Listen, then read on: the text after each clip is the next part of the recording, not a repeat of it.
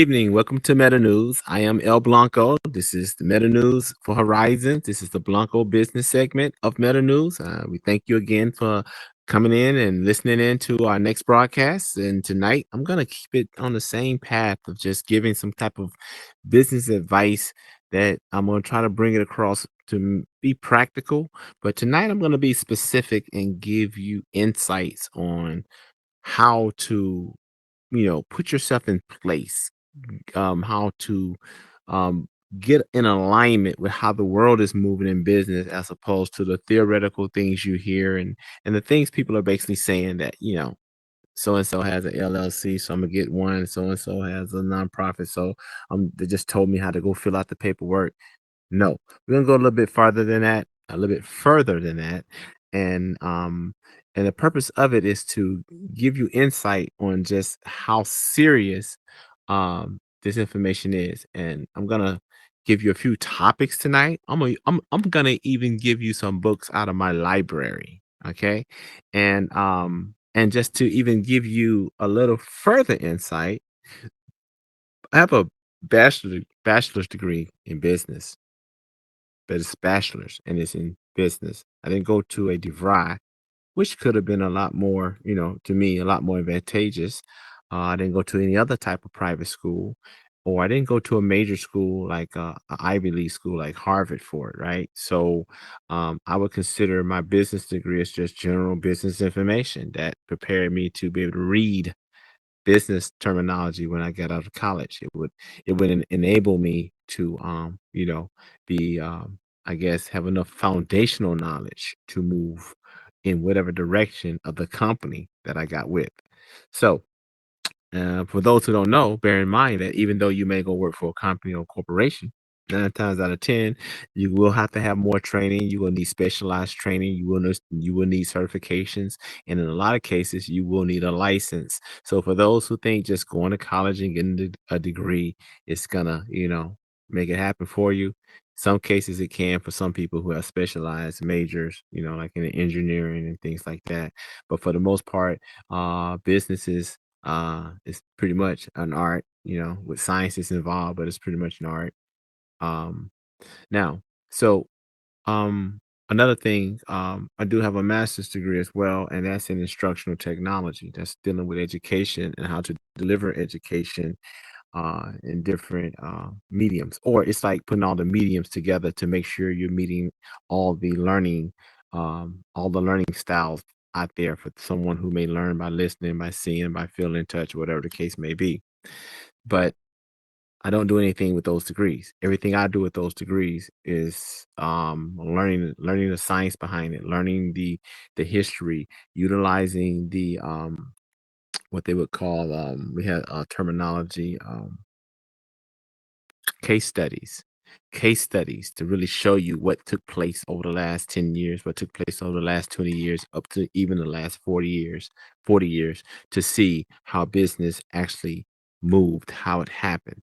And when you really start learning about business, you're going to find out that all the little ratios and the probabilities and and all the potential forecasts that they do, they are important, but they're not really the drivers of economies. You know what I'm saying? The drivers of economies are the monetary markets and the government. So everything is really more political than you would think, because everything that's corporation, everything that's some type of entity that has the actual blessings of the government or have government funding to get the kind of funding they need to be fully budgeted to be able to carry out its business plan, its marketing plan. You need those types of funds.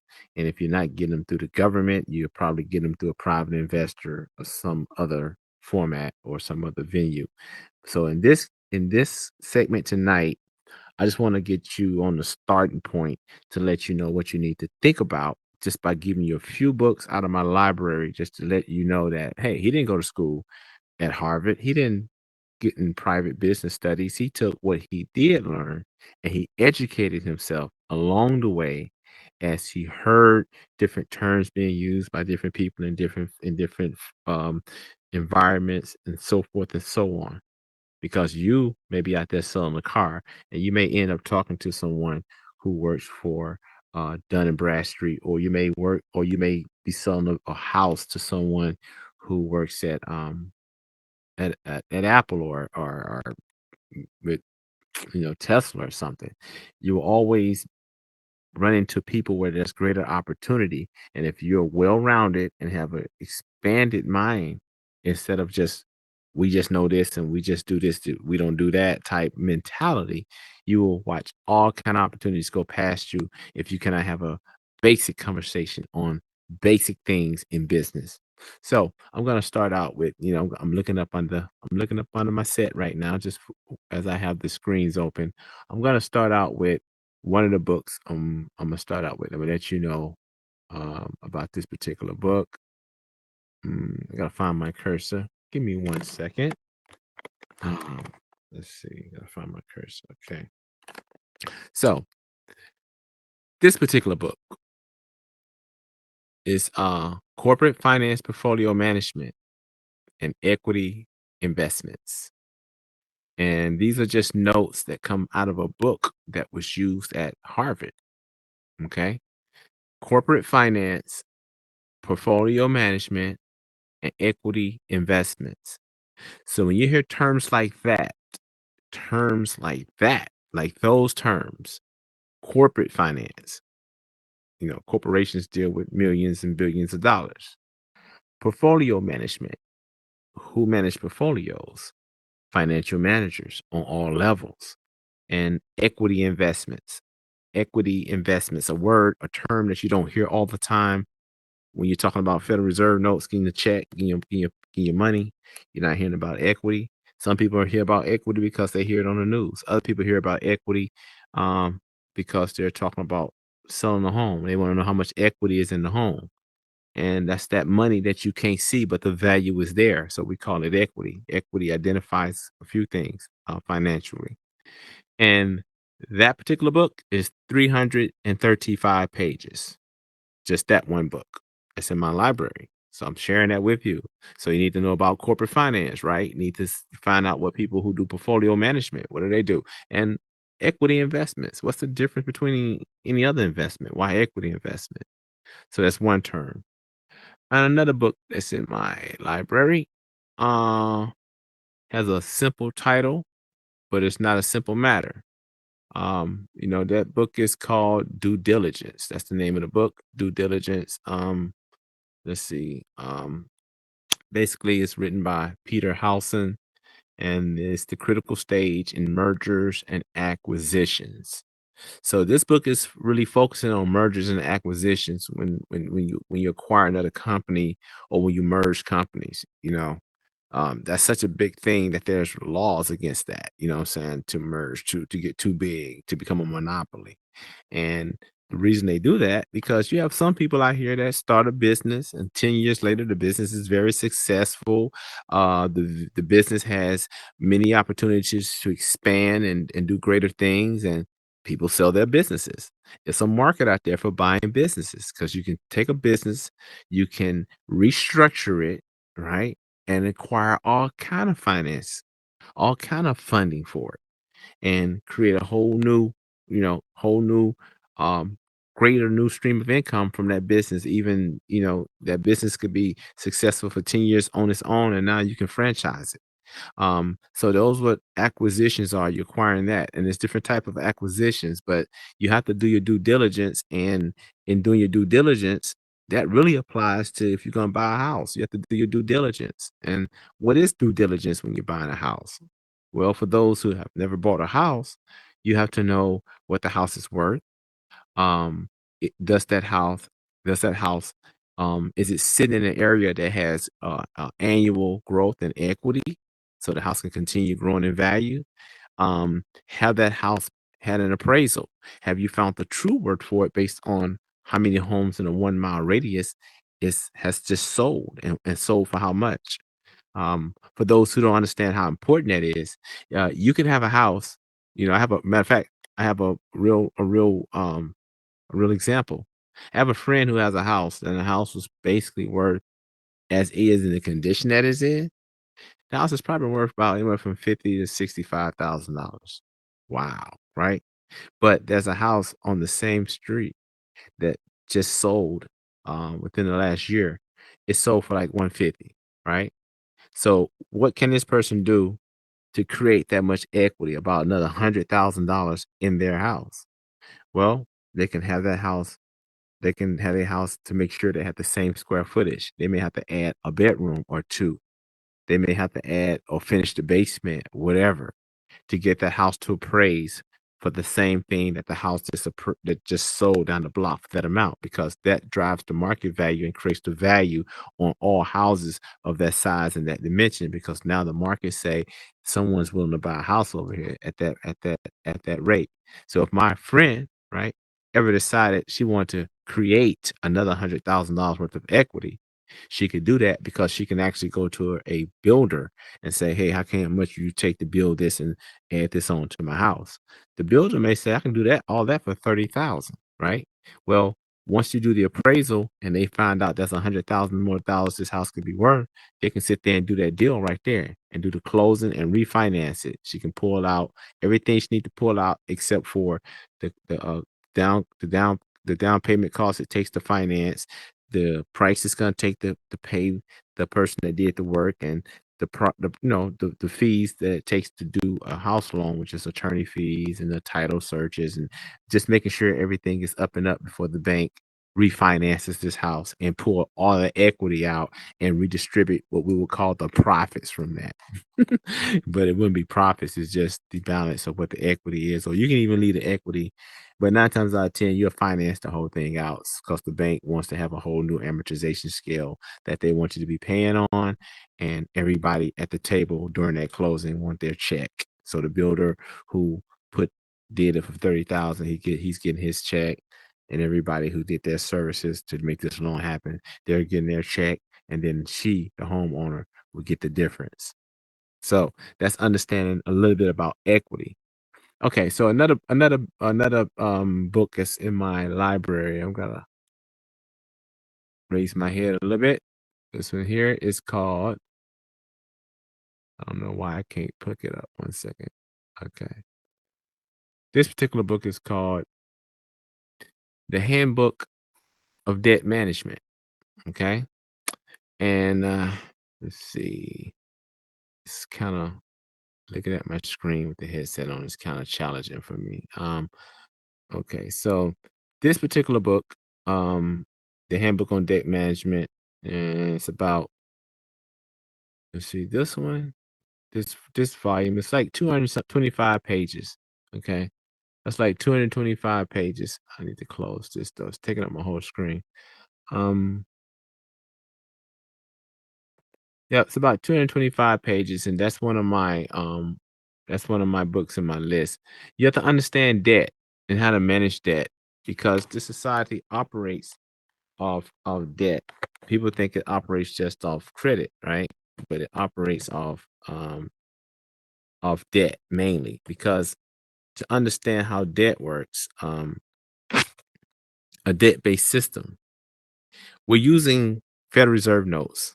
That's the cash that we're talking about in this country, Federal Reserve notes. And to get the Federal Reserve to issue those notes, it costs. So whoever they're going to issue those notes to are going to pay interest on those notes. And so if our government needs to pass a bill to do something to run the country, they'll pass a bill. The bill is passed by Congress, is turned over to the Treasury. The Treasury issue that note to the Federal Reserve, and they print those funds, or they'll count those funds into the accounting. They'll send those funds to the account, whether they print it or whether they flat out do a entry. So um, that's a debt now, because that's a security instrument placed on the issuance of that money. So that money got to be paid back with interest, and over time, the interest is pulled out over whatever agreement or timeline it takes for that debt to be passed back. And without a debt system, they wouldn't be able to create the money that we use. So when they say, "Oh, the country's out of money," the country still you have energy. Your body can work, people can think, people can create. You have energy, have commercial energy. So if there's commercial energy, there's credit. If there's credit, there's a debt to be issued. So it's an issuance of debt, even though we're calling it an issuance of money, but it takes that. Another book, titled "How Finance Works." For people who don't know anything about finance, how do finance really work? How do money really work? How do interest work? How do small schemes that some people may call pyramid schemes or whatever the case may be, you know, a person on your left hand may do a pyramid scheme and be considered illegal. Somebody over here may do the same thing and it's not illegal because you must understand how finance work. Finance work based on what type of entity you're working out of that has what type of capacity to do certain things as opposed to an entity that don't have the expertise, don't have the credentials, don't have the licensing or whatever. So it'll be deemed this for this entity because this entity would be lacking certain things that's regulatory that this entity wouldn't be, which would make the same thing illegal. So you need to learn how finance works. It sounds like a simple word you've been hearing all your life. Nah, it's not a simple thing at all. Another book is The Principles of Corporate Finance. So now you'll find out that, corporations do things totally different than persons, individuals. If you had a corporation, you would treat debt a whole lot different than you do in person. Because if you're a person and you get too deep into debt, it causes you problems. A corporation getting deeper into debt is accessing more and more funds that need to do what it does. And when it runs into the problems, it's still a corporation, a dead entity. It can be bankrupt, and the different insurances or things like that, the different annuity funds or any type of what you would call exit strategies they have will take care of that, and then they can move on to another business where the market is supporting or it's more opportunity to gain because that has run its course. They have, ran out of customers or ran out of or things have just changed simply.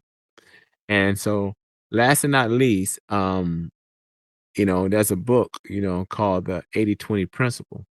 And that's like dealing with, 80% of the work you do up front, 20% it's all the stuff for the rest of the time you're doing it. So you put all your heart, sweat, blood, sweat, and energy into something, and then it pays off, right? But they talk about it into more detail in this book. You know what I'm saying? It's just not the 80/20 principle that we always talk about.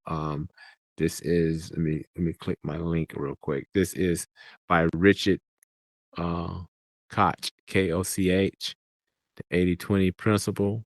You know, it's let me see if I can get this screen to slow down. I just can't get it. It's too much. Let's see one more time. Hmm. It's not being nice to me. Okay, yeah. It's called The Secret of Achieving More with Less. So these are sciences and these are the artful ways you approach finance, approach business and things like that. But you have to know how the world is doing it, how the systems are working it. And so today's or tonight's our thing is tonight is just to get you to look further into these terms and things going on around you and elevate yourself in these concepts and in these terms and start approaching business at a higher standard because the standard is higher now. And as we move into the digital age, these things are moving a lot more faster and things are changing because now we have different rules and different principles because you're going to have digital properties, digital assets, digital money, and things like that. So you don't want to still be behind in the 20th century trying to catch up with the 21st century because the 21st century is building upon the 20th century, as all centuries do. So thank you for tuning in. This is Horizon. Meta News for Horizon Worlds. We're Horizon Worlds' premier news source. I am El Blanco. You have just watched the Blanco Business News segment, and look forward to watching us and other shows. If you follow us on the YouTube channel, that will be Meta News for Horizon Worlds VR. That's a plural, Horizon Worlds with an S, VR. And you can also look for Miss Rocks and look for Meta News and Instagram and see the postings and different things that are coming up just by looking for us on Instagram. Thank you for tuning in, and good night.